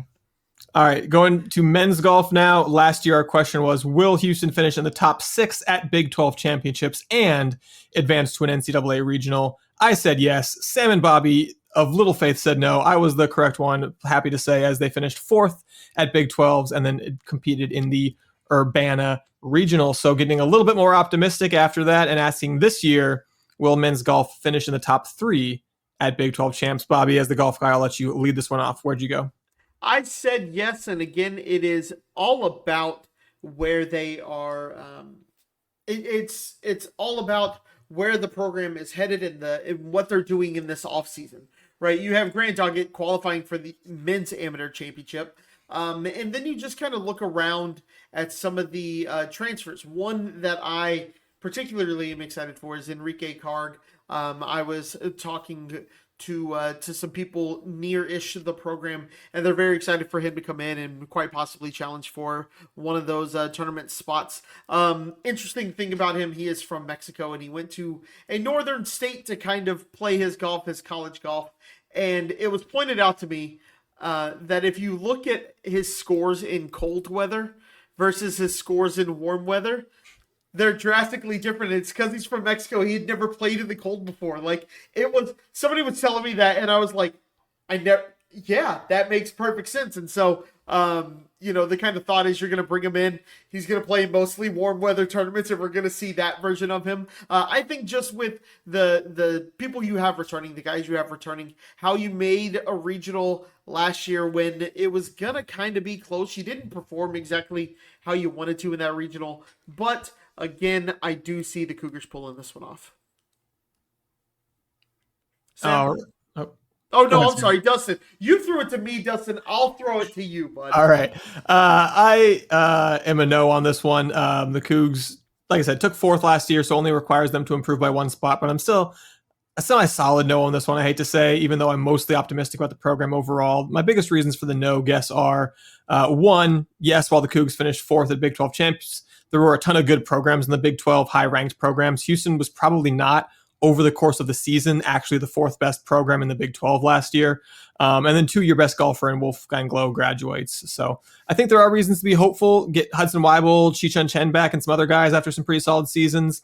I'm not great at reading resumes, and I certainly haven't been considering climate when it comes to the incoming transfers and freshman golfers, but my reading is that Matt Pauley and Jake Altick look like they could be contributors as freshmen. Transfer Kevin Ann was the Summit League individual champion for Oral Roberts last year. But I think it's entirely possible that Houston could actually have a better team overall, could actually have a better season overall this year, and still finish in the same spot or even maybe 1 or 2 spots lower at Big 12 championships. This would, I think, have to be a legit top 15 or 20 team for me to feel comfortable predicting a top 3 finish at Big 12 championships, because I think there are probably at least 3 or 4 legit top 15 to 10, 20 teams in the Big 12, and I just don't think that Houston is quite at that level. How about you, Sam? I'm also a no. I would have, I think, thought a lot harder about this if we had been asking top 4 at Big 12 championships. Really like the addition of Kevin An. You mentioned him, Dustin, the 2025 Sun Belt individual winner. Enrique Carg, coming in from Utah State, had a really nice finish to the season at Golf Week's National Individual Championships. Bobby, that's like the golf equivalent of the NIT, right? Huh? Yeah. That's like the kind of golf NIT. Yeah. Like competitive, but you're not on a team that's really gone deeper here. A couple of returning juniors there, including Grant Doggo, who you mentioned, Bobby, Chi-Chun Chen, who's a semi-regular in your tournament features as well. I believe U of H will be an NCAA postseason team and finishing top 4 or 5 in the Big 12 tournaments all said and done. Just don't see top 3 team for this season. Hope to be wrong, but... All right, so we are headed over to, after Cougar Golf Corner, what do we always do? We do a little bit of tennis here. Last year, the question was, UH will win at least 4 Big 12 matches. Dustin and I said false on that one. Sam said true. He was buying into the hype, and unfortunately, the Cougar tennis team only won 1 match. So Dustin and I get points there. And this year's question is, will tennis win over or under 2.5 matches this year in Big 12 play? For me, I hate to say under, but I kind of feel the number here that they're going to win is 2, which is progress. You go from 0 to 1 to 2. I think you're doing solid there. You lose your number 1. That's kind of the big one there. But you lose your number 1. But hopefully you see someone else step up, kind of take the reins a little bit there, and you hopefully get a little bit better. But it is tough to lose your 1 on a transfer. She is sticking around. Santa is staying around to coach, so you're still going to keep some of the culture. But 2.5 just felt like a little bit too much for me. 2 kind of feels right. I'd be pretty happy with 3. Sam, you're the tennis guy. I'm going to throw it over to you now. Hit it. I think I got too ambitious with my pick and question last year. Might be understating it. I would have. No, I think 3 wins was the max of what last year's team was capable of. You lost 2 close ones and ultimately won 1 that season. If I could do that one again, I'm still throwing caution to the wind here and saying over. In picking generally optimistically, I think a little more cautious this time. I think my over here is probably 3 Big 12 wins. But I'm confident this will be an improved team in the coming season. Yes, like you said, Bobby, you lose Santa Strombaja. Cool that she's still around as a grad assistant. But as a team, including Strombaja, you really struggled staying healthy last year. And even with all of that and basically experiencing the worst case scenario just about in terms of players staying healthy, you didn't have enough singles players in some matches this coming season. Even with all that, I think there were still pretty clear positives from a season ago. Valeria Krohatina in her first season against Big 12 competition had a winning singles record. Sophie Schouten improved dramatically from her first Big 12 season at U of H. Eva Seppa had a really brutally difficult season. I don't think Kat would be uncomfortable me saying this, wasn't ready to be a number 2 against Big 12 teams who generally have a very good tennis player as their number 2 player. She finished her season really strong, won 2 of her 3 final matches against quality opponents. Health is going to be a concern, but Lisa Morozova early on looked really strong before getting hurt right at the start of Big 12 play. I think you add 2 good candidates to transfer up in Petya Drame from a power mid-major FIU program and Shem Dohazagluli from South Alabama. They were standouts for the last program they played for. Your projected returners in the roster were 12 and 21 in singles against Big 12 opponents. Not amazingly, but insanely better than what you achieved the previous season under the last head coach. But there are questions to answer. Are any of your returnees capable of being a number 1 singles player on a week-in, week-out basis? I don't have the answer to that question. And I think for any significant improvement that I mentioned in singles, U of H was a terrible doubles team a season ago. A not small amount of that was player health related. At least 2 of your regular doubles pairings were in constant flux because of players getting hurt. But that has to get better. I do trust a former doubles All-American in Adamovich to identify and fix those issues. So that's why, as the podcast tennis guy, I'm a yes, and hoping not to get burned again, but willing to take that risk. Dustin, what do you think here? I want to be an over so much on this one, as supportive as I am of Sam's support of tennis, and as much as I like Katerina Adamovich as the head coach. And so, what the hell, I am going to. I'm kind of changing this one on the fly. I think the loss of Strombaja can be made up for by the fact that you got those 2 transfers in, as Sam said. So maybe a little more depth. Maybe you're losing a lot of matches on the number 1 spot, but winning enough on the other spots. And like you said, you almost feel, and I know that was kind of an issue that was addressed before the season last year. I remember you talking to Kat Adamovich about that, about the doubles problem, about like, hey, it's just going to be hard throwing a lot of new doubles partners together, getting them to try to gel on the fly. You've got a lot of tennis, players coming back this year. So I think Houston is going to have more success in the doubles, just if no other reason, on the basis of having some more of those, having some more experience together, having played in the doubles, arena. So I'm a little concerned by the fact that Houston, only went 1-12 last year, that 7 of their 12 losses, over half, they got shut out. But that means that there's 5 where you at least scored 1 point, 5 where you were, not terribly, terribly far away, where, if we really believe in Kat Adamovich as a coach, which I think we all do, then I think she's gonna get some improvement from the players. Like I said, knock on wood for a little bit more team health, and with the 2 transfers coming in to kind of replace Strombaha, maybe that helps your depth as well. So I have under in my notes, but Sam talked me into it here, so I'm switching on the fly. I'm an over. I think we'll get 3 Big 12 wins. I would just add, this is a meaningless stat. I could say I followed this team close enough that some of those 4-0s, you absolutely, you would have lost it. And it doesn't matter really what you have done after that 4-0. There's only a couple matches where I'm like, yeah, U of H wasn't going to pick up a single point today. Like there were a couple ones where I was pretty confident that we weren't. Otherwise, we were picking up points, but new rules of tennis, it's very understandable. Like, you're calling that thing when it's mathematically clear. So if this was at 3, I don't know if I'd be as optimistic there, but I think this team has 3 Big 12 wins in them. It's my modest prediction for the coming season. And I believe it is my turn to ask here. We will go to a program that has really rancid vibes to, I think we will go back to the rancid vibes for a second, but really going to enjoy this one. We asked the only softball question that I think a year ago we were really interested in asking on this podcast. We asked, will U of H do the right thing and fire Kristen Vesely within the next 12 months? Then maybe slight difference in the verbiage. I think they basically just let Kristen Vesely's contract expire. It didn't renew, but technically correct. We all picked true, and hell yeah, that ended up being the case.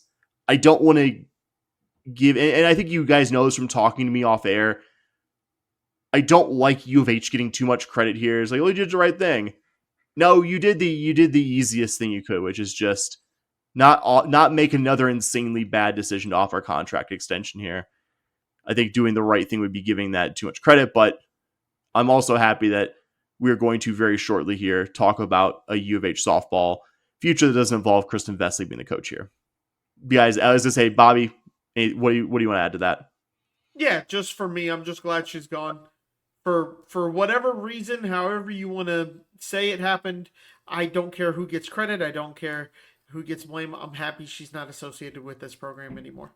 Yeah, regardless of anything else, and you're right, Sam. Saying U of H did the right thing is probably giving them too much credit, but the most important thing is Kristen Vesely no longer the head coach, and I can start paying attention to Cougar softball again. Didn't watch a single game, follow the stats really at all this year, so excited to move into our forward-looking question and just actually be thinking about how U of H performs on the softball field this year.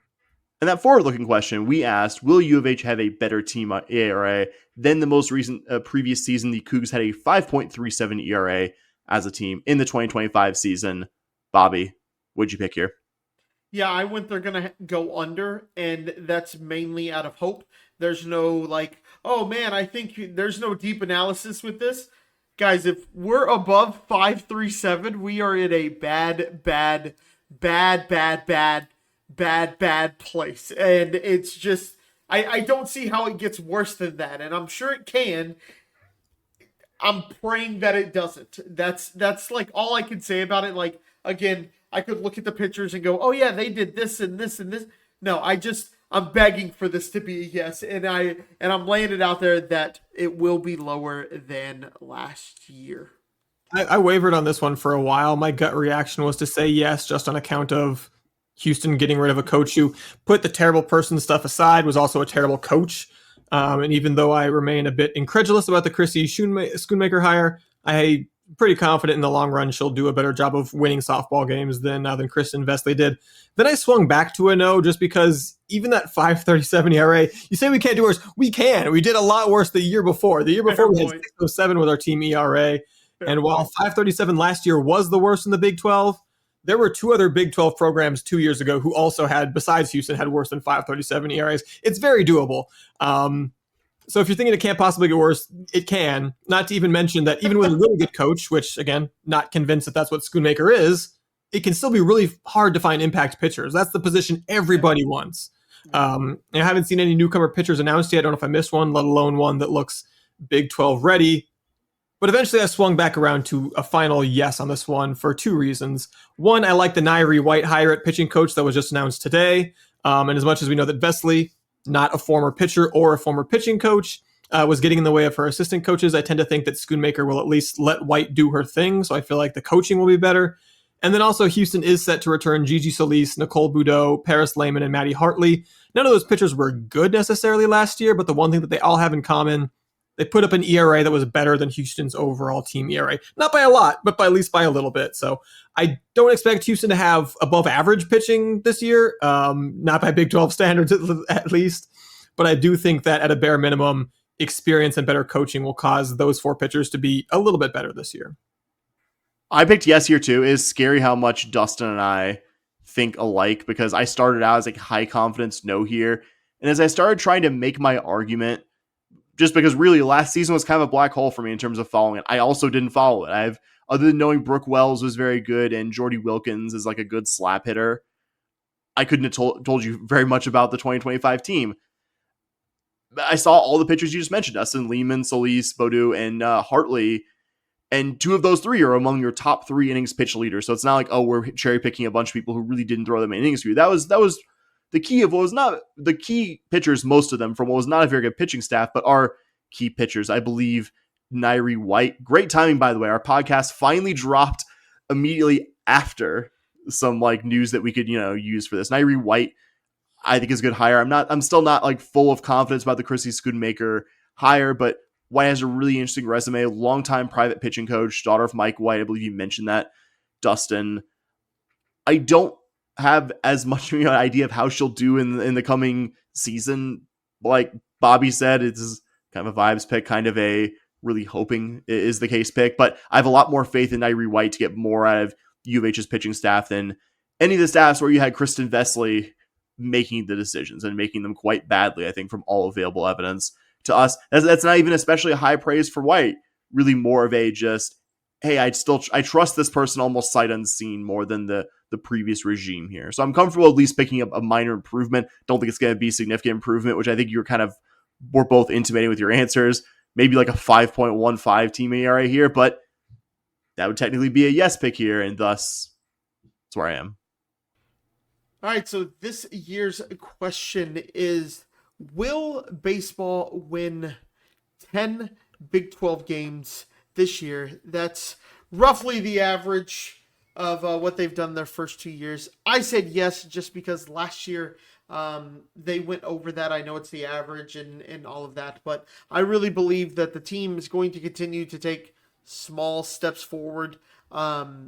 So I don't know what gives me that thought outside of even though you are losing your best pitcher, one of the best pitchers we've seen come through that program since at least I've been a fan, you are losing him. He kept you in a lot of games this year, so I totally understand how that would be a concern. I just feel like baseball is going to do better than 12 or 10 games this year.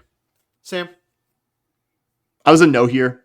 Pretty high confidence no. I do think U of H will get close to that number, to the point where I think in a previous iteration of this question, we had a slightly smaller number of expected wins before I think we adjusted to the actual average of the past 2 seasons. If this was that previous number, I would have answered yes, because I really do believe U of H will be somewhere around 9 to 10 wins. This isn't praise, though. I think that number of wins would put you at strong risk, I think high likelihood almost, of not qualifying for the conference tournament.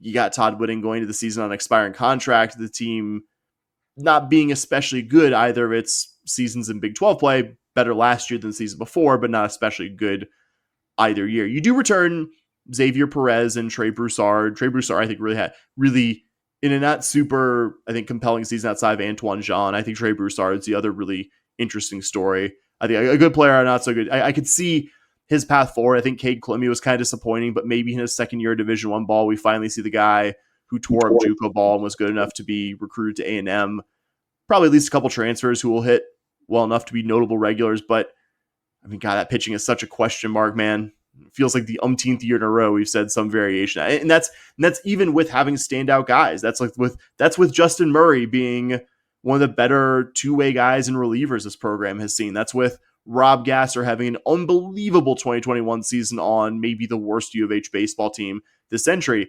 Antoine Jean this year on a better U of H team, but not an especially good one, also having an unbelievable season. I can't see this team not losing 3 wins off that total. So that's why I went the negative pick here. As much as I hate to end this on a downer note, I couldn't make the yes case to myself. All right, I was a no on this one as well. We're ending on a double downer here. I misspoke there, by the way. We actually have a bonus one here coming up. Our last team one. Correct. So I'm a no on this one as well. Bobby mentioned they won 12 games last year, 7 the year before. But a large part of that 12 last year, like we said, was the unbelievable season, probably the unreplicatable season that Antoine Jean had, and he's gone. And the only other 2 pitchers who put up a sub-5 ERA last year, relievers Andres Perez and Brady Fuller, gone. I do think that the Cougs have a decent core of their lineup to build around with Xavier Perez, Trey Broussard, and Cade Cleamy coming back. But I think a lot of question marks after those 3. And mostly Todd Whitting is just long since lost all benefit of the doubt. I just have no faith in him to fill out this roster. His roster and his coaching staff construction for the last few years now have looked like someone desperately throwing stuff against the wall to try and keep his job. And I feel like the odds of that being successful go down each consecutive year that you continue to try that. So it's just a lot easier for me to envision that leading to Houston falling off of a cliff next year than it is to me envision that turning into, even the kind of moderate success that we had this year. So I'm a no on that one. If you were not keeping score, we had 15 total questions last year. I got 9 of them right. Bobby and Sam got 8 of them right. So you knew he was going to bring up the final score. He was going to find a way. You won the championship with a D- grade.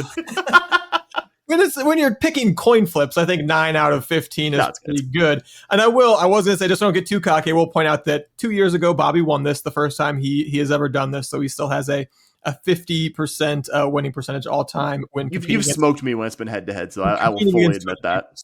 So pretty well done. So I'll take the W there, and I'm going to congratulate myself, reward myself by picking first for our final wild card question that we decided to throw in. New thing we're doing this year. Have never done this before. I encouraged my co-host and myself to come up with just kind of a random off-the-wall wild card prediction, not anything that we're all 3 going to vote on.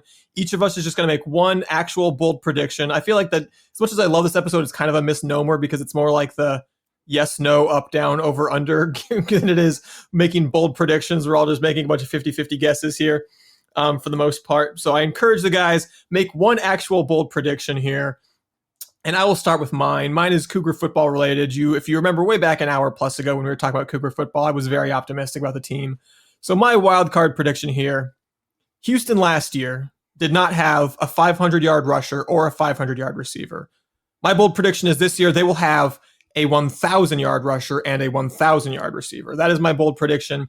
Rashawn Sanford and Amari Thomas, if you want my individual picks, but I think if it's, Dean Connors and Harvey Broussard, I'll still give myself partial credit for that. But that's my prediction: 1,000-yard receiver and 1,000-yard rusher as the Cougar offense really takes off this year. That's my bold prediction, guys. Dustin, question for you. Yes, as the guy doing this, can I give you mine, but give you a fun anecdote that I was like, I gotta share this. But I was like, I don't think my original prediction was bold enough, but it had something in it that was just like, I gotta share. I ended up going with a different one. Okay, my bold prediction is Connor Wigman is going to be on an official All Big 12 team this year. I like it.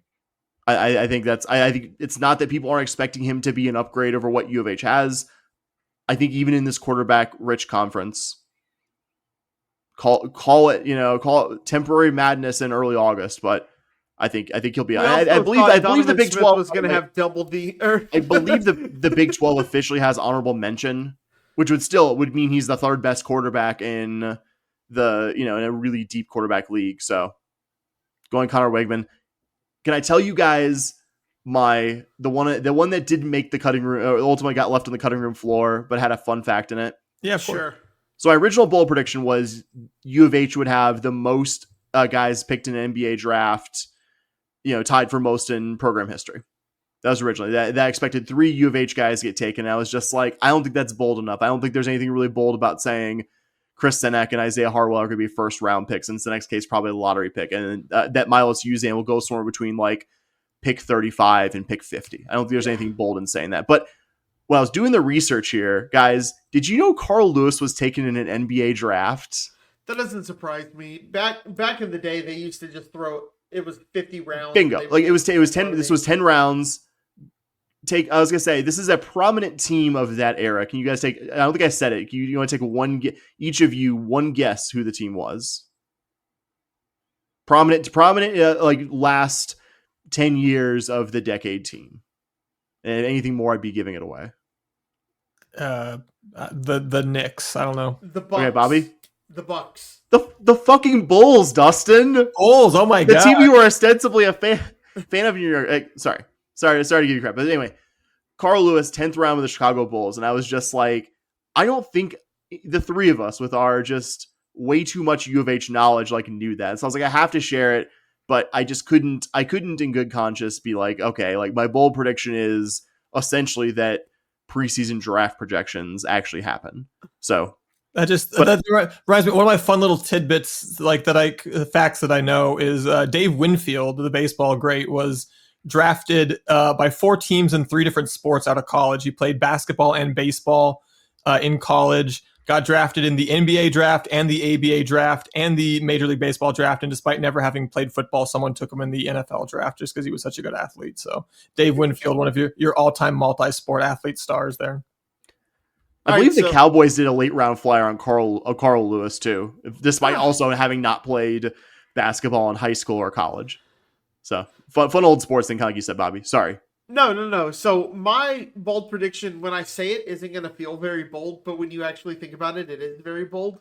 The women's basketball team will actually be on the bubble for the NCAA tournament and will definitely make the NIT this year. Oh, that's a very bold prediction. You were underselling how bold that prediction was. That's a very bold prediction. Just to say, you're going to make the NIT, it just doesn't feel very bold. But yeah, I think women's basketball, with the transfers that are coming in, you're going to get a quick culture change here. I could just see worst case games being a whole lot closer, but I think they're going to win a few more games than we are probably giving them credit for. I'm that in on women's basketball this year that I think a quick flip is going to happen. We, jokingly called it a year 0, maybe a 0+, and I think that's certainly true, but we're going to see how quick this team can be turned around. You're bringing back you're bringing an entirely new roster in.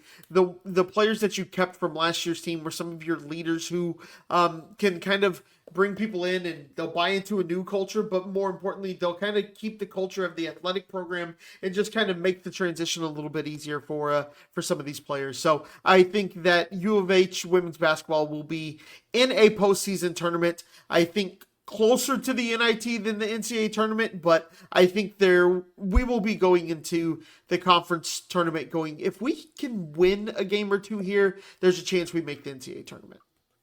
I love it. I'm going to randomly throw something to our listeners here. I know our listeners are not always giving us a lot of responses when we put these episodes out. If you listened all the way to the end, hour and a half in, whatever it is, hour and 45, I want you to tell us who made the boldest prediction. Hit us up on social media. Who made the boldest prediction among the three of us? I want to know what the fans think. I like all 3 of these as bold predictions. I'm happy that we did this. I like that we had 3 different bold predictions. All I think probably Bobby. But also I like the idea of maybe I'm completely I don't know how the fans are going to think on this. That's true. Yeah. I still think 1,000-yard rusher and receiver. I felt as I was like, maybe I should tone this down a little bit. And I was like, nah, it's supposed to be bold. What the hell? I'm going with it. As I kept doing more and more research for the women's basketball team, I was like, actually, I kind of like this. Okay. If we're in the NIT, I will I will not be able to say enough good things about Matthew Mitchell. That would be a hell of a job. But he's looks like a hell of a coach based on his resume. So we'll see. Yeah, not entirely co-signing your entire set of predictions about the women's basketball team. I will say I don't believe this team would be appreciably worse, even looking on paper, than some of the Huey teams that went to that WNIT postseason. Yeah. I just think those teams had the benefit of not getting just absolutely dealing with a murderer's row conference week in, week out. I think that's it's not so much. I don't think that out of the box Matthew Mitchell can have as good as some of the better recent teams here level team. It's just the Big 12 is a lot more merciless to that level of team than our previous conference was. That's the only thing limiting me here there. But I like the boldness. I like the boldness of all three of ours. Like there's nothing I dislike more than when people get some kind of prompt to make, like, say something like, like what's your not controversial opinion, because I think I'm good on seeing those from people for forever. But like your controversial sports opinion, your controversial food opinion, it's just the most anodyne, just like, no, most people actually would agree with that. So I don't think anyone here failed at the assignment of understanding bold predictions, and big pats in the back around here for that. All right. Well, I think that's it. I think we covered every sport. We've been talking about it long enough, but I love how meaty this episode is. Like, I know, like, obviously I want everyone to get back to their nights and not have any more of it taken up by a podcast, but this is why I don't mind going an hour, 40 minutes. Yeah. So that is it for this episode of the Scott Holman podcast. Thanks, Dustin, for joining us. It's always a treat when you decide to break out the podcast equipment again. So if you have any feedback for us, you can find us on social media. We are on Twitter at SH Podcast. You can find Dustin and Sam on Blue Sky at podcast.bsky.social. If you have sworn off social media, more power to you. You can email us at shpodcast@gmail.com. That actually goes to all three of us. So whichever one of us sees it first, we'll respond to you. But we appreciate that feedback. You can also, if you really want us to read your feedback, you can find us on Patreon, SH Podcast on Patreon. We will see your feedback on there. And fellas, I think that's it. We've been talking an hour 45. What do we always say? Go Cougs. Go Cougs, baby. All right. Go Cougs! Let's go!